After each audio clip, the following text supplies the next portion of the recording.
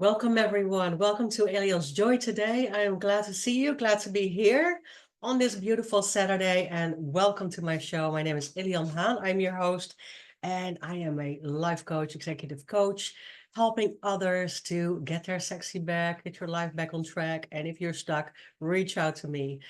Today I'm talking I don't have a guest, I'm talking about being a perfectionist and trying to uncover the layers of that a little bit, talking about it, how that affects our life, how that affects anxiety, and how that is just not really a healthy position to be with if you are constantly trying to be perfect. Now, I realize that I've done that many times in my life, trying to fit in, trying to belong, trying to have others maybe see me for certain things that were just maybe not even me or myself, but I try to be perfect and do and paint this perfect picture of myself, right? Because I wanted to be like others, or I wanted to belong, or like I said, I wanted to be seen, feel worthy, and all these things just came to my mind this week during a discussion.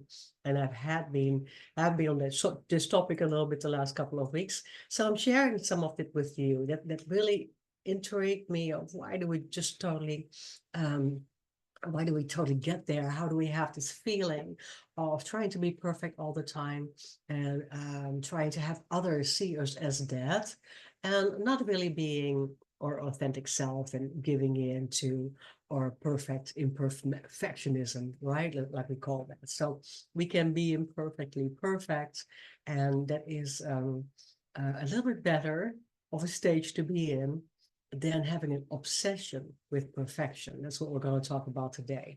So, in psychology, it is a broad personality trait, and it's characterized by personal concern, by our own concern, striving for flawlessness and perfection, and it goes together with critical self-evaluation and concerns regarding other people's feedback and evaluations of ourselves. There's three main types of perfectionism that we're dealing with, and one is self-oriented. So the first one is just uh, us being in our own way, right? Me being in my own way.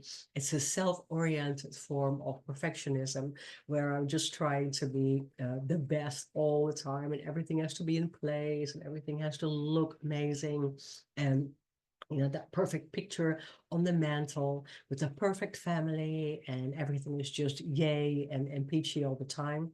It doesn't work like that, but that is a self-oriented form of perfectionism.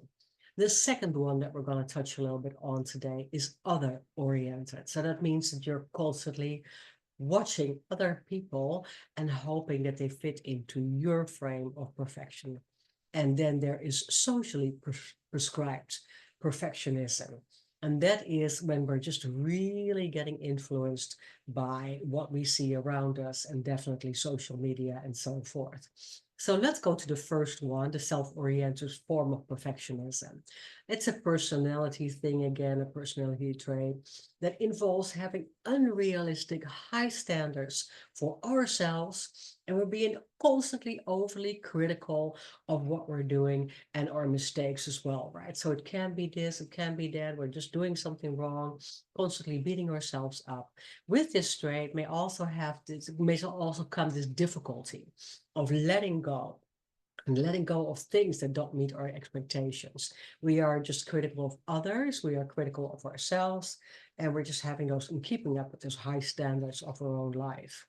When we look at others in the second category, when we are other oriented, suffering from other oriented perfectionism, it kind of goes a little bit together, right? We're having those high expectations of self, but we're also having these high expectations, unrealistic again, of other people's performance and abilities. And we just believe it's always, we believe at that stage that it's always important for others to be perfect, to walk into line. We are highly critical of others that don't meet our expectations. We see ourselves and we want to see them as flawless. And if they're not flawless, then we see them a little bit as defective, right? We are really out of bounds and react very negatively if things do not go as planned. And that is not a good phase to be in, especially when it concerns your children. When you have high expectations of them, everything needs to be perfect with them. They need to fit into your picture, and you are reacting negatively if things don't go as planned. You might instill even a little onset of some lifelong trauma there. Avoiding personal issues by deflecting attention, right? You do not want to go back to self, and you're deflecting a lot, and you're insecure or narcissistic about the things that really matter. That's hiding, right? We're insecure about the things that we're not wanting to show, and we're narcissistic about things. Socially prescribed perfectionism, the third category, is a personality trait that involves believing that others expect you to be perfect and that you can only be valued when you are perfect. That is starting sometimes, I talk about that a lot, with maybe your upbringing, maybe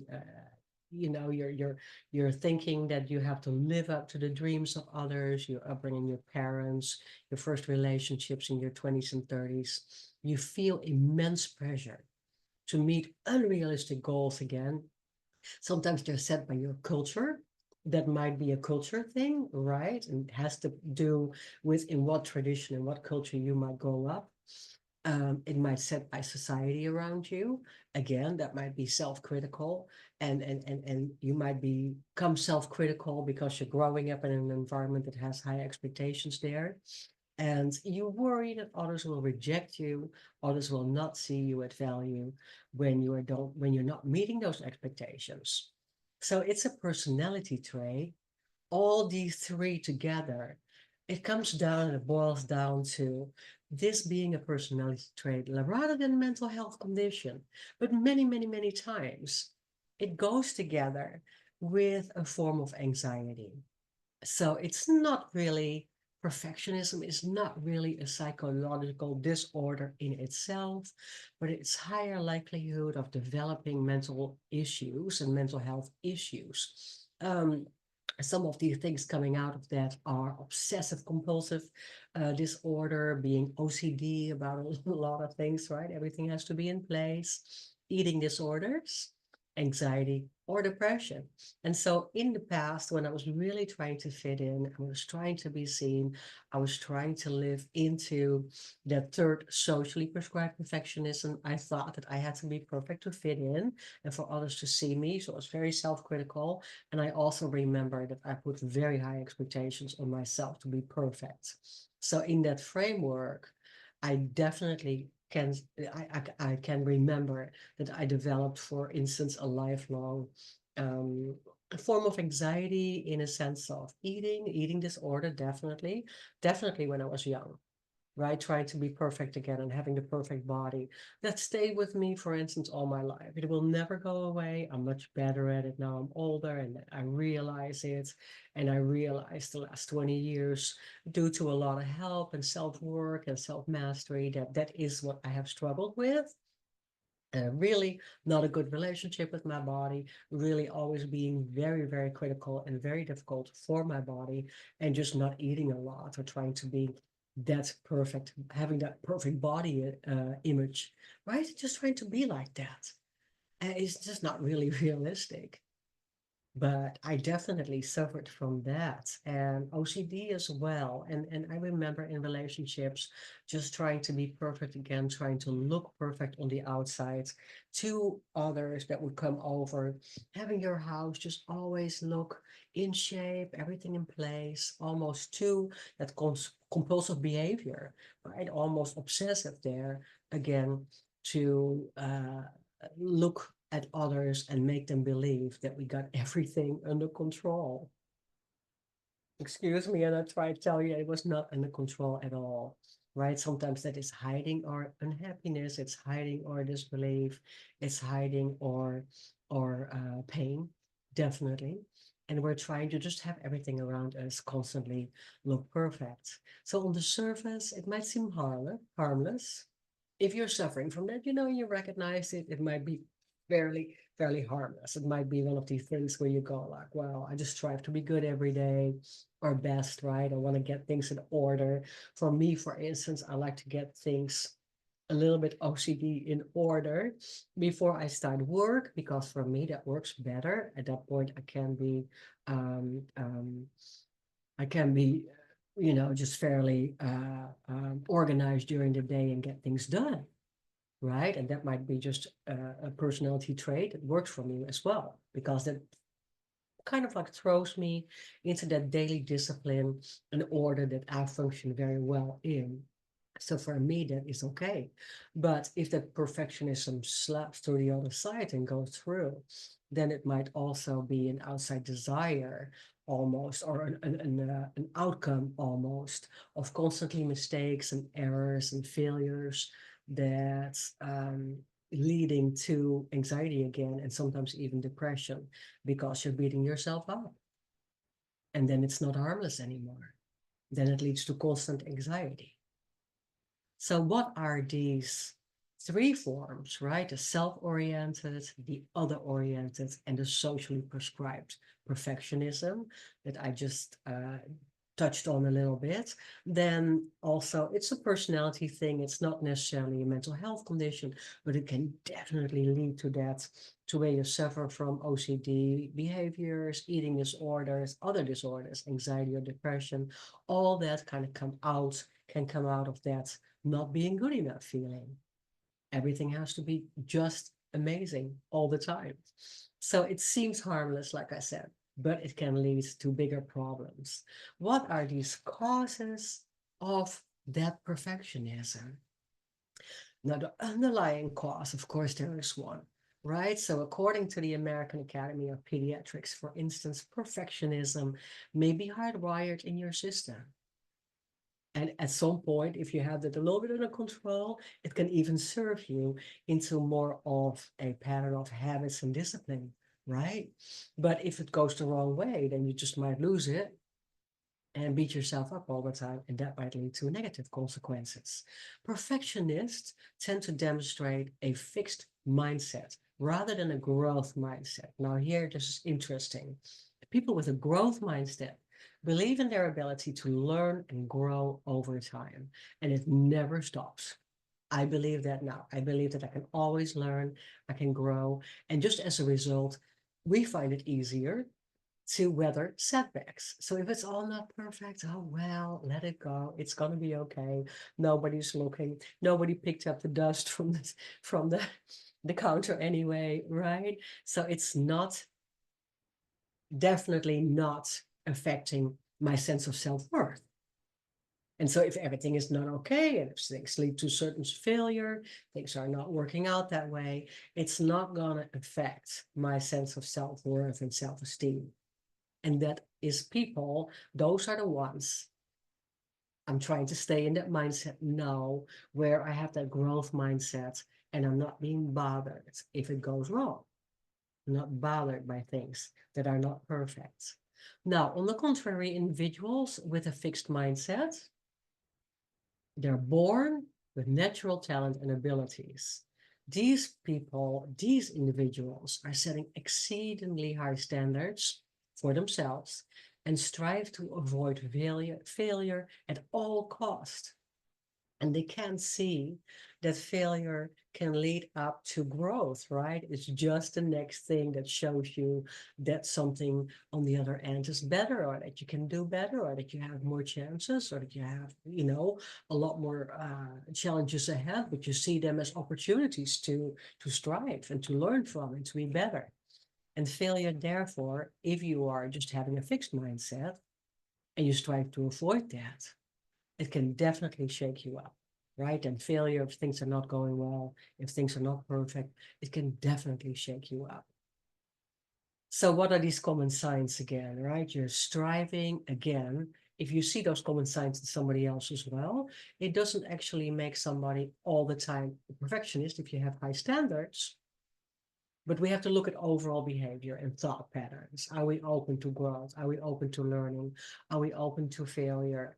And if that is not the case, then we look for a couple of certain things. We look for warning signs into people. And warning signs in people is if you have people around you that are, for instance, constantly striving, trying and thriving to meet really, again, unrealistic high standards. That might be at work, that might be in your personal life, that might be in your relationship. Everything has to look and be, obsessive, perfect. A need for order and neatness that might have to do with it, so that you constantly uh, uh, try to put everything in order. To some extent, like I said, for me, that's very much the case. I like that because then I can start. And if things are out of order for me, that's very chaotic. So I don't like that. But if that is overly done, if I can't let it go for a day, you don't always have to clean. You do not constantly have to put stuff back in place. Sometimes there's just days that you can let that go a little bit. That's healthy. And it's unhealthy if there's a constant need for order and neatness, a constant concern over mistakes that has to do very much with it. So people are constantly concerned, oh my gosh, I might go wrong, I might do something wrong, I can't do this, I won't do this again, it's too hard. That thing, avoiding challenges and avoiding chances to get out there and have courage, it holds them back from that courage. It holds people back because they're so afraid making a mistake. So then you don't step out of that comfort zone, for instance, or you don't try something else. And you are very sensitive to criticism.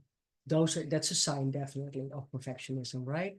Very sensitive to criticism, low self-worth, fear of failure, self-criticism. That is very, very big.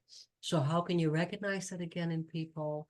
Constantly striving for high standards, constant need for order and neatness around you, concerns over mistakes, sensitivity to criticism, and a lot of self-criticism, low self-worth, and fear of failure. Those are some of the signs that we can see. So how can we just kind of like roll that out a little bit, right? If you're attuned to practical things, frugal about things, that might be a sign. That might be something of a warning. That might be a little bit of a warning sign. Um, being very serious during conversations. That might be even a little bit of a warning sign. Um, Sometimes you can see an employee being just too diligent and too hardworking, kind of overdoing it, right? That might be a little sign. And then, of course, also an intense ability to concentrate, but not being able to let go. Just that leads to anxiety, absolutely. Not being able to let go and let up can just be too much for people at some point. So it can have some good sides, right, and some difficult sides, but we definitely link that to anxiety. So there is a relationship between perfectionism and it's trickily, it's difficult to untangle and to see because they often go hand in hand. But again, I gave you some of these warning signs that you might look at and some of these things that might come out of it that are positive. So you might be very practical, you can maybe concentrate, but if it goes over the top, then it goes to the other side. So if we are diagnosed with anxiety, we can display more perfectionism traits than the average citizen, according to a published article in the Journal of Clinical Psychology. So these things go hand in hand, like I said. What are some solutions that we want to talk about? One thing that we do, that we see in clinical treatment a lot, is exposure prevention. I'll go touch on that in a little bit. Another thing, of course, that I always go for, looking for a solution, is awareness, right? And that helped me a lot, just being aware that I do too much, being aware that I'm trying too hard to fit in, being aware that I'm trying too hard for people to see me and to acknowledge me, because basically that was lacking, or maybe that was not there in that time of my life. And I really tried to fit in and do everything that I thought was expected, going over the top with that. We can refocus and, mindset and thought control. So we can try to work with people on bringing back what is natural, bringing back that. Sometimes chaos is required around us. Sometimes chaos is natural around us. To be able to let things go, to look at self-esteem and confidence. That is a solution, to really work with people on being confident and being able to let go and embrace failure. Because if you can embrace that failure as a step to the next success step, then that can help, right? Practicing self-compassion and love, of course, we want to do affirmations, we want to do meditation practice, we want to be still, we want to create awareness and do beautiful mindset work and mindfulness exercises to feel better overall. So we definitely want to practice that self-compassion and love. We want to practice being positive and celebrate positive outcome, and allowing for mistakes. So things have to be reasonable, not irrelevant and unreasonable, but they have to be reasonable goals, for instance. So if I work on goal setting with people, or if I work on planning, then they have to be smart goals, right? They have to be realistic. We have to go into a certain time frame. They have to be things that are actually doable. I always say I'm not going to set a goal for, um, being a pilot in 2 months, because I'm not going to be a pilot in 2 months. So for that reason, that would be unrealistic. But something that I can do for myself in a very nice time frame, and it's very realistic. That's what I want to just format. And that's what I do with my clients. We format that in a very reasonable way, so that it gives time for reflection, it gives time for mistakes, and it allows to reset. That's very important. And for that, that's why I always say we all need a coach. Everybody needs a coach. We seek support and communication to recognize it, to be able to celebrate wins and positive things, to talk about self-compassion and love. What can we do to reset our minds? How can we go into radical acceptance of what is? Even if it's failure, it didn't go our way, it was not working the way we wanted to, so that we can refocus and recontrol our minds and our thinking. It's very important. So again, everybody needs help with that. We want to seek support, we want to seek communication. And one thing that we can do, to not always try to be like the next best one and the next best thing, is to reduce social media. So I do that a lot with my clients, to just kind of get away from everything that might look like something or someone that you have to be like, right? We don't want that. We don't want to look at others and think that we have to be alike, because you are unique. You are your own. You are made in God's way. You are made according to your higher power in a perfect way of what your passion, what your purpose, what your goals might be. And it has nothing to do with others. So we have to understand that others cannot expect it from us. We cannot expect too much from ourselves. We just have to be in the perfect place of being and just enjoy it, so that we can just be a little nicer and kind to ourselves. It's very, very important. So again, let's look for some solutions. If you want to do that together, please reach out. If you feel that you're always into that mindset of perfectionism, right? You have to do this, have to do that, otherwise it's not good enough. Just reach out. Like I said, one of the things that people do is that exposure prevention. You do that with a therapist, and we can look that a little bit deeper into that when I work with people. It's very important that we just touch on um, uh, the basics right now of what we can do. But if we encourage individuals to recognize their fears and work to accept that life is inherently full of uncertainties and full of consequences that you are not always in control of, then you can make a conscious decision to accept those possibilities of unwelcome events. And so we just have to refocus that energy and thoughts. onto what you have the power to control about. So that is a little bit of that exposure prevention. So we don't want to feel that we're in these environments all the time with high perfectionism. We want to step out of that again. So let me help you with that. If you need help, then please reach out.